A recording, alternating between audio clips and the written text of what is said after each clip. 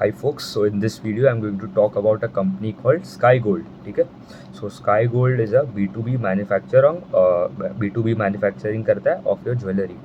तो हम जो मतलब नॉर्मली जो कस्टमर्स जो होते हैं, we go to shops of showrooms of Kalyan, Titan, Senco Gold, P N Gadgil and वहाँ से हम ज्वेलरी खरीदते हैं. तो जो प्लेयर्स हो गए that is into B2C player हो गए. Sky Gold is a B2B player. तो मतलब they manufacture and sell the products to your companies like Kalyan, Senco, and Titan. So they manufacture and sell the products to Kalyan, Senco, Titan, and indirectly जो retailers है, जो jewellery retailers, they sell to us, मतलब जो normal हम customers जो है. सो ये उनका मतलब सिंपल बिजनेस मॉडल है, क्या करते हैं. फिर और एक कंपनी दैट इज़ और कॉम्पिटिटर, मतलब पीयर ही देखूँ तो दैट इज़ और RBC ज्वेलर्स. ठीक है. तो they are into your also similar range as well. B2B भी करता है, वो B2C भी करता है. तो ये सेक्टर में मतलब स्पेशली B2B वाला segment it is into higher tailwinds, मतलब अच्छा, बहुत अच्छा टेलविंड्स है कंपेयर टू B2C भी. तो मतलब B2C में उतना कंपटीशन बढ़ गया थोड़ा, बट B2B मतलब लेस कंपटीशन एंड अनऑर्गेनाइज भी, मतलब it has the unorganise market भी देखूँ तो B2B में ज़्यादा है कंपेयर टू B2C. तो यहाँ पे मतलब इनडायरेक्टली इनको अच्छा बेनिफिट है. एंड ये जो रूल्स बने, लाइक आपका जो हॉल मार्किंग होना चाहिए ज्वेलरी पे, and also like also the rule is that if you are going to buy a gold product worth rupees 2 lakh or above, you need a PAN card verification as well. तो मतलब ये अच्छा है कि the organized players are getting more market share and they are stealing the market share from unorganized players. सो इनका अगर देखूँ तो Sky Gold is growing at sales by around 117% Y, मतलब बहुत ही अच्छा ग्रोथ है. Every quarter they are growing around 190, 95, 100%. Last 2-3 quarter से they are giving a very very strong growth in terms of sales growth. With main तो वही है. ठीक है. फिर EBITDA growth was around 200% and PAT grew 300%. मतलब operating leverage भी मिला है इतना स्ट्रॉन्ग सेल्स ग्रोथ के साथ. उनका मतलब पैट का भी ग्रोथ आ रहा है अराउंड 300%. तो मतलब ये तो बहुत ही अच्छा है. फिर EBITDA ग्रू, मतलब उनका मार्जिन्स तो देखो, EBITDA का margin it expanded to 5.7% versus 3.9 YoY. तो मार्जिन भी एक्सपांड हो गया. एंड पैट मार्जिन अगर देखो तो it stand at around 3.7% versus 1.9% YoY. तो Q3 is one of the Q3 H2 is usually better for all the jewellery retailers. ठीक है. क्योंकि जो वेडिंग सीज़न, फेस्टिव सीज़न जो होता है, तो वहाँ पे डिमांड इनडायरेक्टली इंक्रीजेस. फिर उनका अगर देखो तो जोग्राफिकल में, मतलब डिस्ट्रीब्यूशन में, जोग्राफिकल मिक्स में अगर domestic contributes to around 93% of the revenue and the remaining 7% is coming from the exports.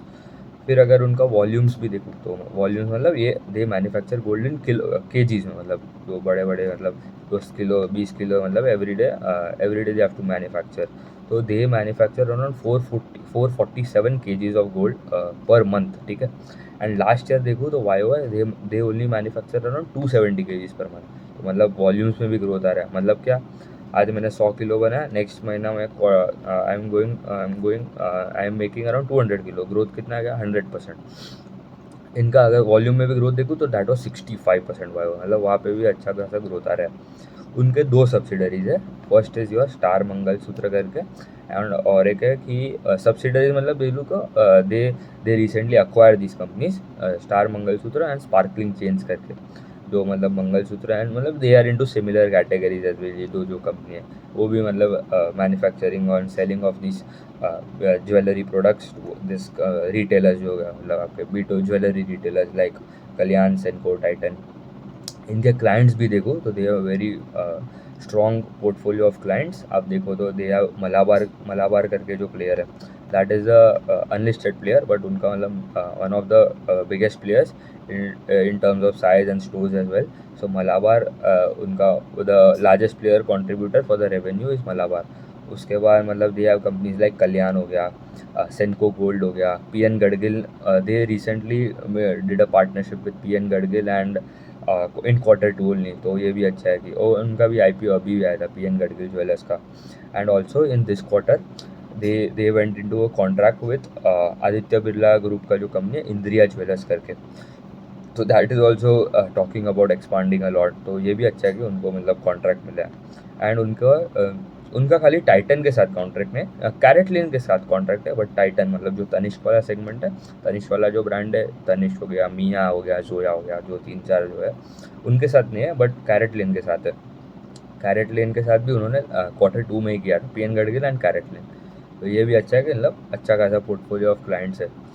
फिर they are now going expanding a lot into your 18 carat gold वाला सेगमेंट, फिर natural diamond jewellery वाला segment, trend trend करके जो company है, जो जूडियो वाला जो सेगमेंट है, उनका भी मतलब एक लैब ग्रोन डायमंड वाला सेगमेंट आ रहा है।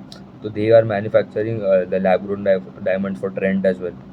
फिर नेचुरल डायमंड तो है ही, तो मतलब वहाँ 2-3 कैटेगरी में उनको अच्छा खासा ग्रोथ दिख रहा है एंड उनका मार्जिन भी इम्प्रूव हो रहे हैं। तो FY22 में अगर देखो तो organise segment was around 33% and unorganise was 67%, and they expect that by FY26 the organise segment वाला जो सेगमेंट है, मतलब पूरा अगर देखूँ तो मार्केट शेयर, तो that would increase to 42% and unorganise will be around 58%। मतलब still the majority will be with unorganise, मतलब आगे जाके तो और अच्छा ग्रोथ आ सकता है। That is a good thing. मतलब B2B में organise player relatively are lower compare to the B2C, उसमें भी मतलब कम है, but not at the level percentage level that is with the B2B वाले सेगमेंट। अभी इनका गाइडेंस देखो, ठीक है।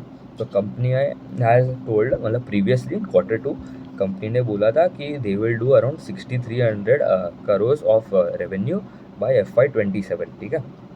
तो that comes to taking the base year as around, आप देखो अराउंड FY24 उनका 1700 करोड़ के आसपास था।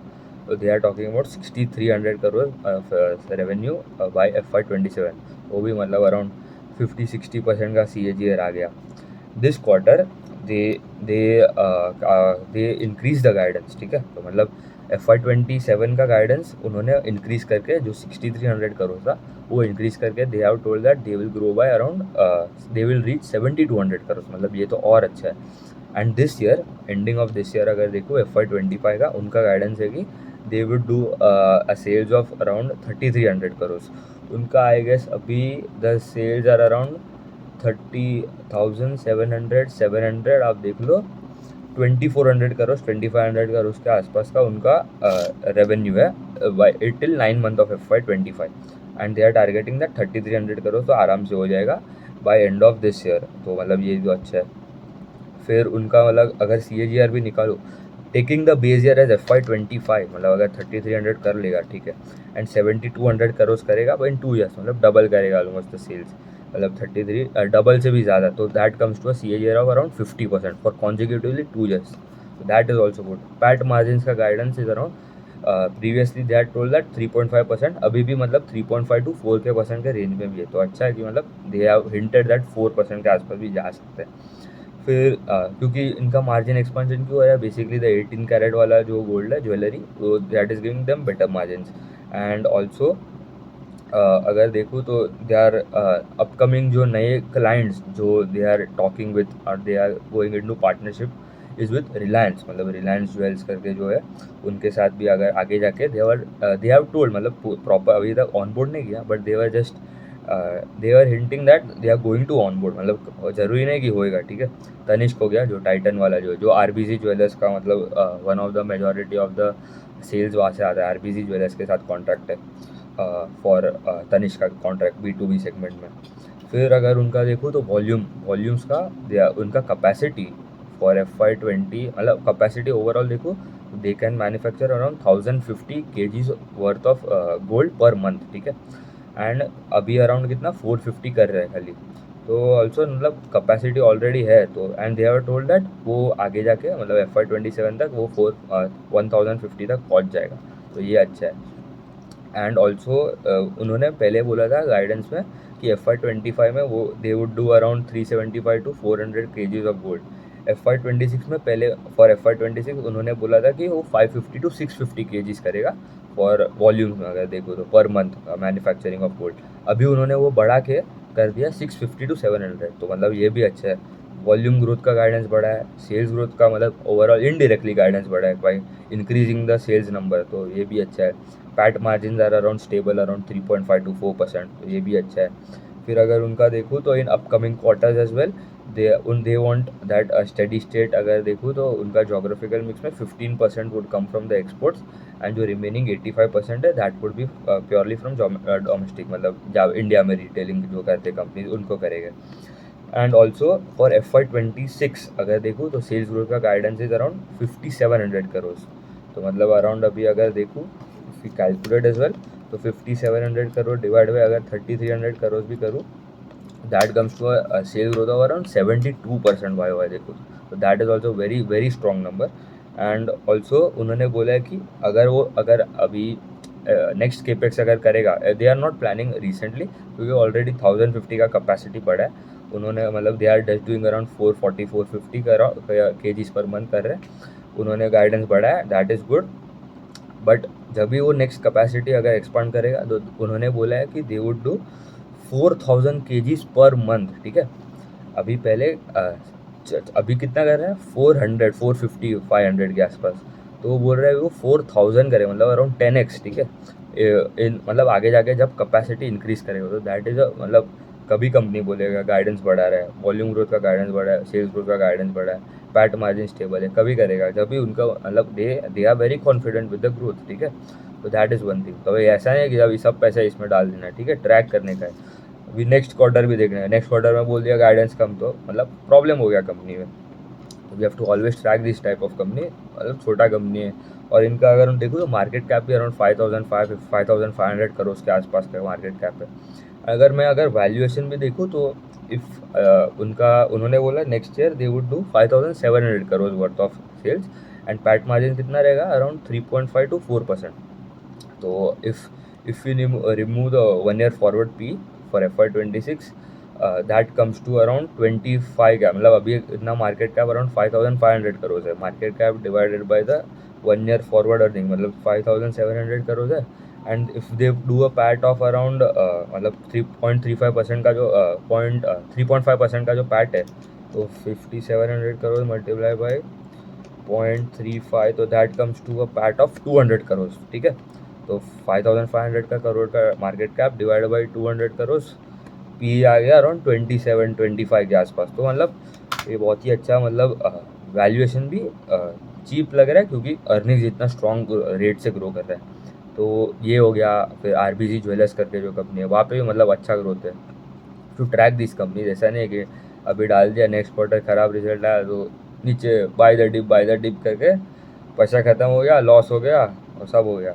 अभी you have to upward average this types of stock, मतलब जब भी अर्निंग्स आते हैं ग्रोथ आ रहा है एंड तो you have to track this companies. ये अच्छा है कि उनका स्ट्रॉन्ग ग्रोथ है एंड ये पूरा सेगमेंट में भी ह्यूज टेलमेंट है।